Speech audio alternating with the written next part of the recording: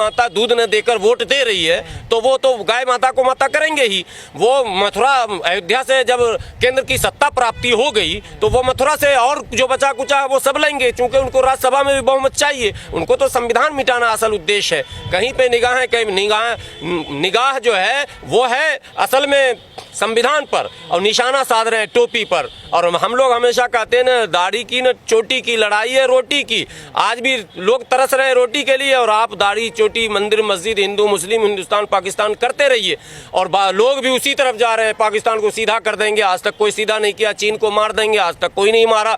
ठीक है, मुसलमान को भगा देंगे, आज तक किसी ने नहीं भगाया। मुसलमान को खल्लास कर देंगे, खत्म कर देंगे, तबाह कर देंगे, बर्बाद कर देंगे। कहीं कुछ नहीं हुआ, बस एक दूठों को पकड़ के मॉब लिंचिंग कर देता। कोई गरीब आदमी बेचारा साइकिल वाला, रेहड़ी वाला, पटरी वाला चूड़ी बेच रहा, हल्दी बेच रहा, कुछ भी बेच रहा, अब तक फेरी वालों के ही साथ हुआ। फल बेचने वाले, सब्जी बेचने वाले, मछली मुर्गा बेचने वाले, इन्हीं की मॉब लिंचिंग हो जाती है। कोई रिक्शा चलाने वाला, ऑटो चलाने वाला, इनके साथ हमला हो जाता है। बोले मुसलमान को हम बहुत मार रहे हैं। बात समझ रहे कि नहीं? और बस ये इसी पर लोग वोट दे देने। तो आप दीजिए वोट, आपको मुबारक हो। देश बीजेपी कह रही है देश में बड़ी आबादी किसकी है? 85% कौन है? बहुजन है। देश अगर बर्बाद होगा तो बर्बाद कौन होगा? बहुजन बर्बाद होगा। देश बर्बाद होगा तो बहुजन का सत्यानाश होना है। सोचना बहुजन को पड़ेगा, लोकतंत्र बचाना बहुजन को पड़ेगा, संविधान बचाना बहुजन को पड़ेगा, और सारी व्यवस्था को बदलने का प्रयास करना बहुजन को पड़ेगा। लेकिन जब मौर्य जी कहेंगे कि मथुरा में हम तो मंदिर बनाकर रहेंगे, वो मौर्य जी जिसकी कुर्सी गार के नीचे से खींच लिया योगी ने, शर्म नहीं मौर्य को कि भाई तुमको अब तक सरकार में रह के उप मुख्यमंत्री हो के तुम्हारी इज्जत यह है कि टेबल कुर्सी छीना जा रहा तुमसे। और अखिलेश जब खाली करके आया, क्या कहते हैं, मुख्यमंत्री आवास, तो गंगा जल से पवित्र किया गया। यादवों को शर्म नहीं। जब इनको शर्म ही नहीं है, ये खुद ही देश को मनुवाद के हाथों गिरवी रखना चाहते हैं, तो रखें। ये सोचकर ना रखें कि मुसलमान को कुछ कर देंगे। ना ना ना ना ना ना, मुसलमान का कहीं कुछ नहीं होना है। मुसलमान का न होना है, न होगा, न हुआ। अरे थोड़ा बहुत होगा, 10-20 करोड़ मुसलमान हैं भारत में, मान लीजिए। पूरी दुनिया में अब तक 2 बार वर्ल्ड वार हुआ है। एक मिनट, मैं यादवों को भी समझा दे रहा हूँ हिंदी में। यादवों ने ही तो सरकार बनाई है मोदी योगी की, और बिहार में नीतीश की, और किसी ने नहीं बनाया। बात तो मैं ये बता देना चाहता हूँ, प्रथम विश्व युद्ध, द्वितीय विश्व युद्ध में अब तक दोनों विश्व युद्ध को जोड़ लेंगे तो 1 करोड़ लोग नहीं मरे हैं। तो कौन सा युद्ध करोगे कि 20 करोड़ मियाँ को मार दोगे? हमको वो युद्ध का नाम बता दो जरा सा। तो जब मार ही नहीं सकते तो फिर करोगे क्या? धर्म परिवर्तन करा लोगे? वसीम रिजवी समझ लिए हो, बात समझ रहे हैं? वो भी नहीं करा सकते हो। तो कुल मिलाकर संकट में कुछ और है मामला। मौर्य कह रहे हैं आस्था का मामला हमारा। हाँ, तो मौर्य को आस्था मुबारक हो। जूता वाला आस्था, कुर्सी खींचने वाला आस्था, मैंने लतियाने वाला आस्था, अछूत है। उन्हें पता नहीं है कि जिस धर्म की वो पैरवी कर रहे हैं वो धर्म उन्हें अछूत कहता है। जिस धर्म की वो वकालत कर रहे हैं वो धर्म उन्हें अछूत कहता है। मैं नहीं कह रहा हूँ, संविधान नहीं कह रहा। संविधान की नज़र में सब बराबर है। मैंने इक्वलिटी बिफोर लॉ आर्टिकल 14 हमारा खुलेआम में कह रहा। लेकिन उनको संविधान नहीं चाहिए ना, उनको तो चतुर्वर्गीय वर्ण व्यवस्था चाहिए ना। तो जाए ना वो। मौर्य जी को मुबारक हो। देखते हैं मुख्यमंत्री बन जाएंगे इस बार। जो फूलपुर से हारे इस बार विधानसभा कि हम अयोध्या में मंदिर बनवा रहे हैं ना। वो अयोध्या गए थे। अच्छा याद दिला दिया। राम मंदिर के शिलान्यास में मौर्य जी कहीं नजर आए थे क्या? एक वीडियो दिखा दीजिए। वीडियो दिखा दिए, मैं मौर्य जी के पैर छू के आ जाऊंगा। दूर दूर तक फरकने नहीं दिया था किसी को, दूर दूर तक। ठीक है, और मौर्य जी उछल रहे हैं। मतलब अब्दुल्ला की शादी में हुक्म, बेगाने की शादी में अब्दुल्ला दीवाना वाली बात है। खा मका की बात। अरे योगी जी ये बात बोलते तो हम मान लेते कि चलो योगी जी का तो एजेंडा है। कोई और जी बोलते, दुबे जी, चौबे जी, छब्बे जी, त्रिपाठी जी, मिश्रा जी बोलते तो भी हम मान जाते। ये साहब कहाँ से आ गए मौर्य जी बोलने? क्या पता बोलकर मुख्यमंत्री बन जाए इस बार। हाँ, तो प्रतीक्षा कीजिए। इब्तिदाई इश्क में रोता है क्या? आगे आगे देखिए होता है क्या। मुख्यमंत्री बनेंगे कि विधायकी इनकी जाएगी, वो भी अभी समय है। मथुरा को छावनी में तब्दील कर दिया था। हाँ, वो तो ठीक है। ये भी देखना है कि क्या क्या मोदी योगी सरकार करती है। संविधान की रक्षा होता है या क्या होता है। लेकिन दिल्ली के जंतर मंतर पर आज जो दृश्य था, वो दृश्य भी कहीं न कहीं डराने वाला है। मैं वहीं मौजूद था। वहाँ कई हिंदू संगठनों का जमावड़ा हुआ।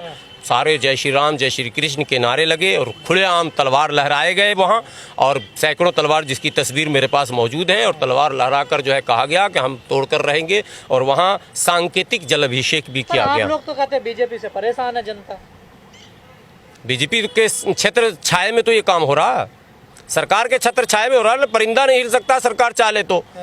आप जाइए जंतर मंतर, आपको डिटेन कर लिया जाएगा। उनके लिए आज़ादी है, वो तलवार लेकर जंतर मंतर आ रहे हैं साहब। तो कौन लोग हैं ये? जब जनता परेशान है तो अब यही मैं बहुजनों से कह रहा हूँ यार, देश बहुजनों का 85% बहुजन है, परेशान नहीं अगर है तो गहरी नींद में सो रहा ना। सुन, यही तो मैं उनसे बार बार कह रहा हूँ कि अगर नहीं जागे, नहीं चेते, नहीं सावधान हुए तो इसका खामियाजा आने वाली पीढ़ियों को भुगतना पड़ेगा।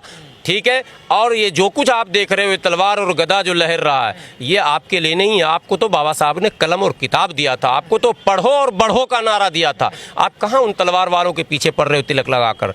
तो मैं इतना ही कहना चाहूँगा कि लोग बाबा साहब को पढ़ें, समझें, उनके बलिदान और त्याग को समझें।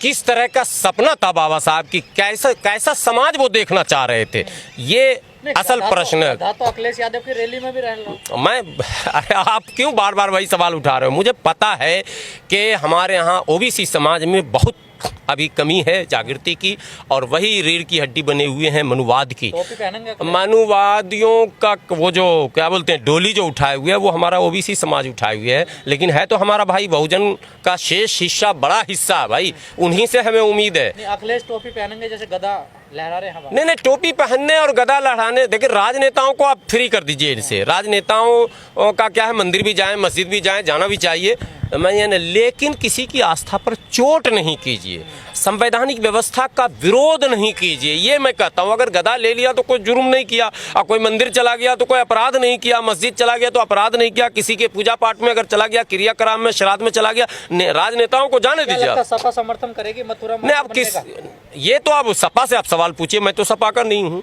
ये सपा से ही नहीं, तमाम पार्टियों से सवाल है कि इस संकट की घड़ी में क्या आपकी वही भूमिका होगी जो भूमिका मैंने पहले थी, या आपको लग रहा है कि हाँ ये चोट केवल इस्लाम मुसलमान पर नहीं है बल्कि संविधान पर है। दिन भी देख लीजिएगा, 6 दिसंबर रखा गया। सवाल सरवर जी, यूपी चुनाव पे हम अभी यूपी में ही हैं।